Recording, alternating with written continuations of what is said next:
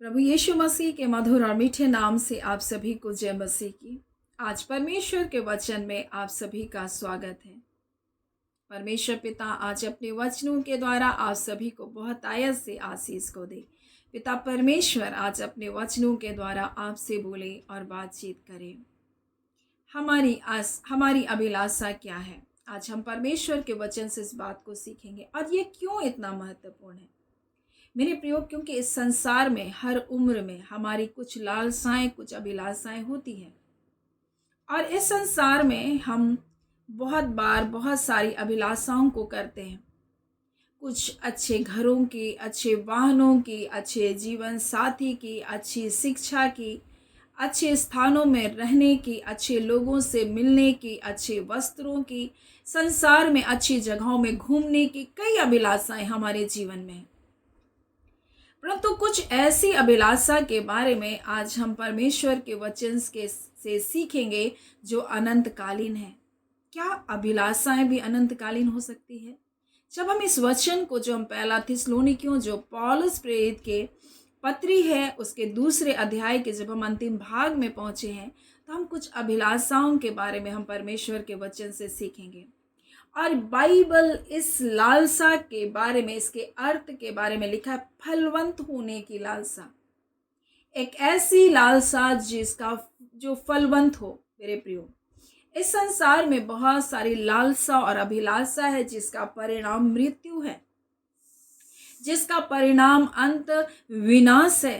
परंतु ऐसी लालसा जो अनंतकालीन है मेरे प्रियो। और जब हम इस वचन को पढ़ते हैं तो 17 से आगे इस प्रकार से लिखा है, हे भाइयों, जब हम थोड़ी देर के लिए मन में नहीं वरन प्रगट में तुमसे अलग हो गए, तो हमने बड़ी लालसा के साथ तुम्हारा मुंह देखने के लिए और भी यत्न किया।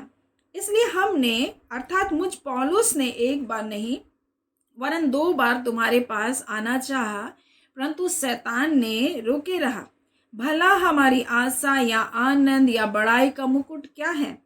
क्या हमारे प्रभु यीशु मसीह के सन्मुख उसके आने के समय तुम ही ना होगे?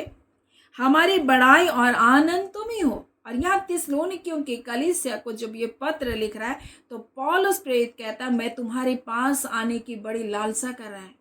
वो ये नहीं कर रहा है कि अपने स्वयं के जीवन के बारे में वो लालसा कर रहा है, परंतु उन लोगों से मिलने की लालसा कर रहा है। और लालसा इसलिए है कि कुछ बातें उनको बताना चाह रहा है, कुछ बातें उनको सिखाना चाह रहा है, और इसलिए वो बड़ी लालसा कर रहा है। और लिखा है यहाँ इस प्रकार से कि और भी यत्न किया बुराई। इतना नहीं सिर्फ लालसा किया, परंतु उसके लिए यत्न भी किया उनके पास जाने के लिए।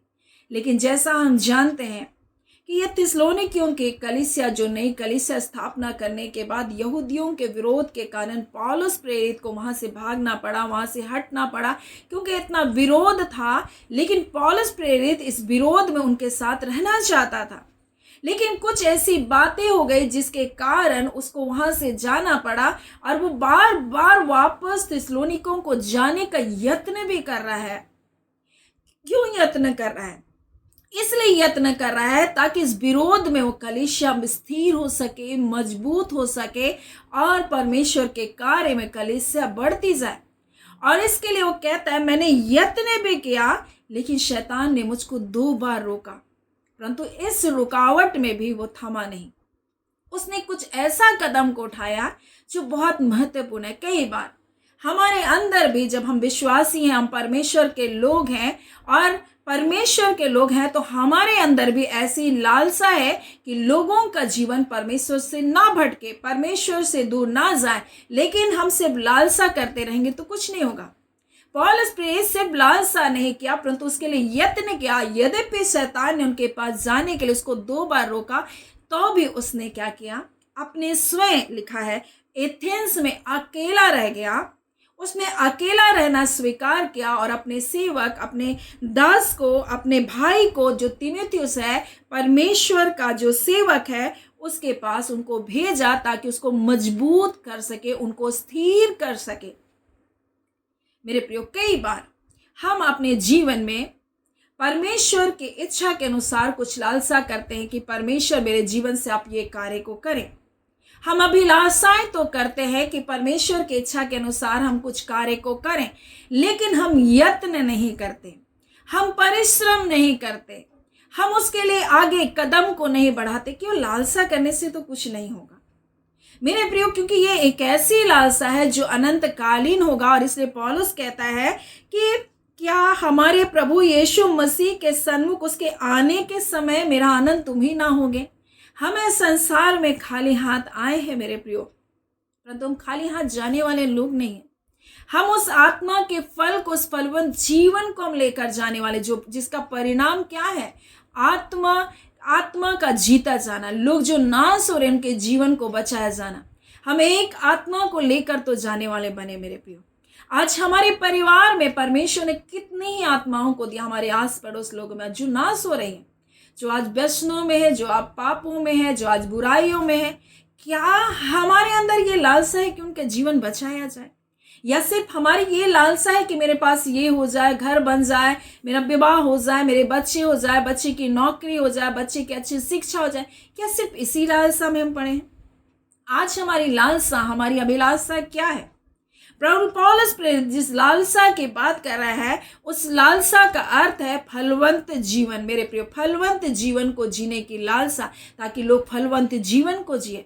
उन कठिनाइयों में, उन विपरीत परिस्थितियों में वो परमेश्वर को ना छोड़े। ये पौलुस प्रेरित की लालसा। वो स्वयं के लिए कोई लालसा नहीं कर रहा है, परंतु लोगों का जीवन बचाया जाए और वो मजबूती के साथ इन विरोध में खड़े रह सके। और वो उसके लिए दुख उठाने के लिए भी उनके साथ खड़ा रहना चाहता था, परंतु पौलुस प्रेरित को विरोध के कारण वहां से हटना पड़ा। और वो 2 बार उनके पास जाने का प्रयत्न किया, परंतु उसको रोका गया। परंतु वो फिर भी, लिखा है, वो फिर भी इस यत्न से पीछे नहीं हटा।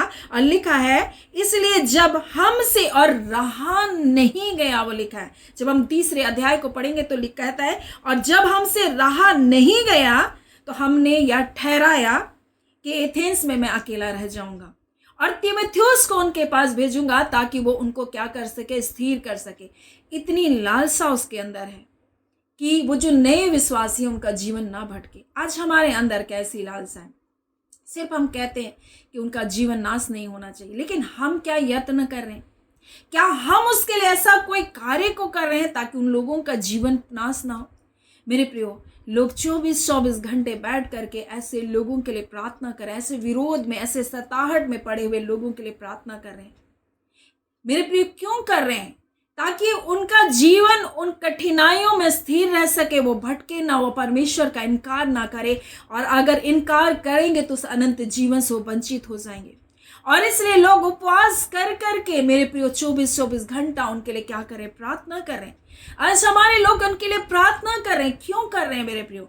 क्योंकि हम सिर्फ लालसा नहीं कर रहे हैं उनका जीवन नाश ना हो, हम सिर्फ लालसा नहीं कर रहे हैं, परंतु हम उसके लिए यत्न कर रहे हैं। और जब हम उस यत्न कर रहे हैं तो हम उसके लिए उपाय भी कर रहे हैं। मेरे प्रियो, कई प्रकार का विरोध है कि हम उस कार्य को लोगों के पास जा करके नहीं बता सक रहे, लेकिन कोई तो माध्यम परमेश्वर ने आज दिया कि लोगों के जीवन से हम बातचीत कर सके। मेरे प्रियो, हम बैठे रहेंगे, सिर्फ लालसा ही करते रहेंगे तो कोई काम नहीं होगा। आज बहुत सारे लोग जब परमेश्वर के वचन को, जब बहुत सारे लोग आज वचन को प्रचार कर रहे तो बोला, आज इतने सारे लोग आ गए उठ करके वचन को प्रचार करें। क्यों? क्योंकि ये अंतिम समय है और हर एक लोगों का जीवन बचना है मेरे प्रियो। हर एक लोग इसलिए इस कार्य में लगे हैं ताकि परमेश्वर की इच्छा को पूरा कर सके, परमेश्वर की योजना को पूरा कर सके। और यही तो यीशु मसीह की लालसा थी, यही तो यीशु मसीह की इच्छा थी कि कोई एक व्यक्ति भी नाश ना हो। उसकी इच्छा थी कि परमेश्वर आपका राज्य आए, उसकी इच्छा थी कि परमेश्वर आपके नाम का महिमा पाए, उसकी इच्छा थी कि परमेश्वर आपकी योजना पूरी हो। और इसी इच्छा के साथ तो यीशु मसीह आया। उसकी इच्छा को पूरा करने के लिए उसने तो अपना जीवन निछावर कर दिया। और पौलुस प्रेरित इस दुख में भी उनके साथ खड़े रहना चाहता था, इस थिस्सलुनीकियों की कलीसिया को उसको मजबूत करना चाहता था और इसलिए बड़ी लालसा के साथ उनसे मिलना चाहता था। परंतु जब शैतान ने उसको 2 बार रोका तो वो चाहता था कि उसके और भी यत्न किया कि उनके पास जाए, परंतु शैतान ने जब उसको आने से रोका तब उसने क्या किया? उसने कहा, मुझसे रहा नहीं गया कि मैं तुमको ऐसे अकेला छोड़ दूं। उससे रहा नहीं गया कि उन लोगों को ऐसे बेसहारा छोड़ दूं और वो भटक जाए। परंतु उसने तीमुथियुस को उनके पास भेजा। वो स्वयं अकेला रह गया। वो जानता था उसका अकेला रहना इस सेवकाई में उसके लिए कठिन है, लेकिन फिर भी वो अकेला रहना चुनाव किया और उसने अपने प्रिय भाई को जो तीमुथियुस है, जो विश्वास में उसका सहकर्मी, उनके पास भेजा ताकि उनको स्थिर कर सके, उनको मजबूत कर सके। और उनको पत्र लिखकर वो बता रहा है, क्या मैंने तुमको पहले नहीं बताया था कि हमको इन कष्टों से होकर गुजरना पड़ेगा। और इसलिए यहाँ इस प्रकार से लिखा है, और हमने तीमुथियुस को जो मसीह में के सुसमाचार में हमारा भाई और परमेश्वर का सेवक है इसलिए भेजा कि वह तुम्हें स्थिर करे और तुम्हारे विश्वास के विषय में तुम्हें समझाए, विश्वास में तुमको मजबूत करे कि ये दुख, ये तकलीफ, ये निराशा, ये हताशा ऐसा आएगा तुम्हारे जीवन में जब लगेगा कहाँ है परमेश्वर, कहाँ है परमेश्वर, क्या परमेश्वर मेरी प्रार्थना को नहीं सुन रहा। कभी कभी आपके जीवन में ऐसा होगा जब आपके परिवार में विपरीत हालात, विपरीत परिस्थिति, निराशा, हताशा जैसी हालात हो जाएगी और आपको लगेगा कहाँ है परमेश्वर, आप तो मेरी प्रार्थना को नहीं सुन रहे। अभी कुछ पल पहले जब मैं इसको रिकॉर्डिंग कर रही हूँ, एक बहन का फोन आया और लगभग वो जब फोन कर रही थी तो मैंने उसके फोन को, मैं किसी से और से बात कर रही थी, किसी ने और ने मुझको फोन करके कुछ विषय के बारे में बात कर रहे थे। तब जब मैं उसके मिस कॉल को देखी, मैं उसे फोन लगाई और वो इस प्रकार से कह रही थी, मैं तो मर जाना चाहती हूँ, मुझको लग रहा है, मेरे अंदर ऐसा विचार आ रहा है कि मुझको आत्महत्या कर लेना चाहिए।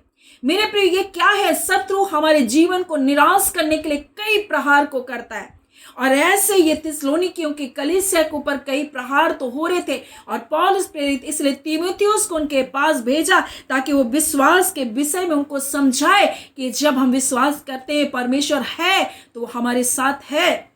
जब हम वचन को बोलते हैं वो अपने वचन के अनुसार हमारे युद्ध को लड़ता है।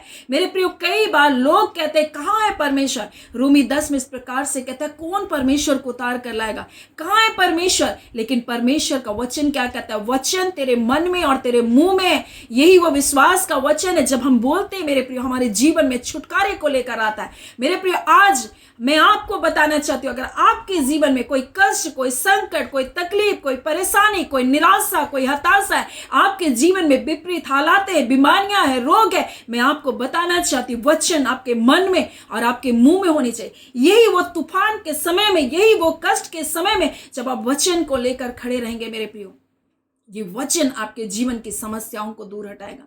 मेरे प्रियो, जब इजरायली जब लौट करके आ रहे थे मेरे प्रियो, तब यरीहो के शहर पनाह को पास जाने से पहले उसके सामने एक यरदन नदी थी।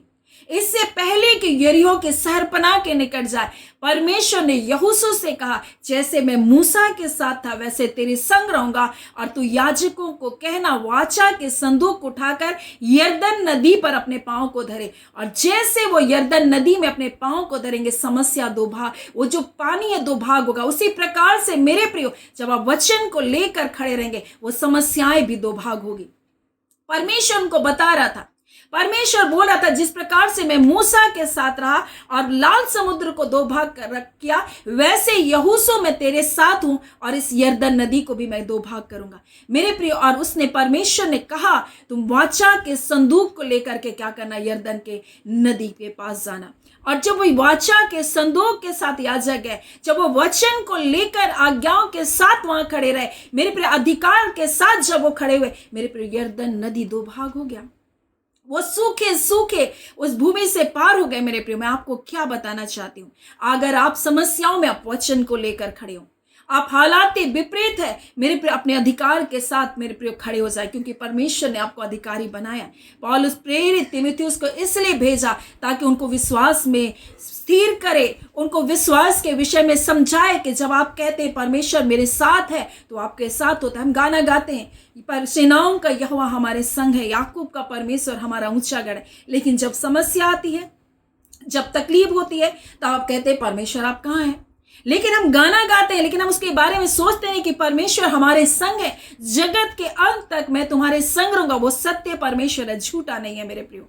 और आज मैं आपको बता दूं, पौलुस प्रेरित इसी बात को बताने के लिए, इसी बात के लिए अपनी कलीसिया को सिखाने के लिए बड़ी लालसा के साथ उनके पास जाना चाहता था, ताकि वो विश्वास में मजबूत हो सके, कष्टों में खड़े रह सके, विरोध और सतावत में मजबूत रह सके। और इसी उद्देश्य के साथ मेरे प्रियो तीमुथियुस को भेजता है। आज हमारी और आपकी लालसा क्या है? और वो कहता है कि यही वो बातें, जब तुम प्रभु के मार्ग में स्थिर बने रहोगे तो यीशु के आगमन पर तुम ही मेरे आनंद और बड़ाई का मुकुट होगे मेरे प्रियो। और यही आत्म विजेता परमेश्वर ने हमको बनाया आपके परिवार के लिए, आपके घर के लिए मेरे प्रियो। आपको उन दुख, उन तकलीफों में डरना नहीं है मेरे प्रियो। अगर कोई बीमारी, कोई दर्द आया, परमेश्वर के वचन को लेकर खड़े हो जाइए। आपको अधिकार दिया गया और वो वचन को परमेश्वर आदर को देता अपने नाम से बढ़कर। और परमेश्वर आपके उस वचन के अनुसार शत्रु से युद्ध को लड़ता है, क्योंकि वचन तलवार है मेरे प्रियो, वचन आग है मेरे प्रियो। वचन के द्वारा, वचन शुद्ध करता है, साबुन के समान है, धोबी के साबुन के समान है, वो हर मलिनताओं को धोकर शुद्ध करता है। आज मैं आपको बता दूं मेरे प्रियो, आप वचन को थाम करके रखिए। ये विश्वास का वचन है, इसको आप थाम कर रखिए। और इसीलिए वो अभिलाषा कर रहा है ताकि उनका जीवन मजबूत हो सके। यीशु मसीह की छाती के परमेश्वर का राज्य है, उसकी इच्छा पूरी हो, कोई नाश ना हो। आज हमारी और आपकी क्या अभिलाषा है, क्या लालसा है मेरे प्रियो? ये वो लालसा है जब हम सोचते हैं कि किसी का जीवन नाश ना हो। अगर हमारे अंदर ऐसी लालसा है तो ये लालसा, ये अभिलाषा अनंतकालीन है और हम परमेश्वर के राज्य में जाकर प्रतिफल को भी पाएंगे। लेकिन अगर हम इस संसार के लिए लालसा और अभिलाषा केवल रख रहे हैं तो एक दिन ये खत्म हो जाएगा। सो परमेश्वर पिता अपने इन वचनों के द्वारा हम सभी के जीवन को बहुत ऐसे आशीष को दे। आमीन। आइए हम प्रार्थना करेंगे।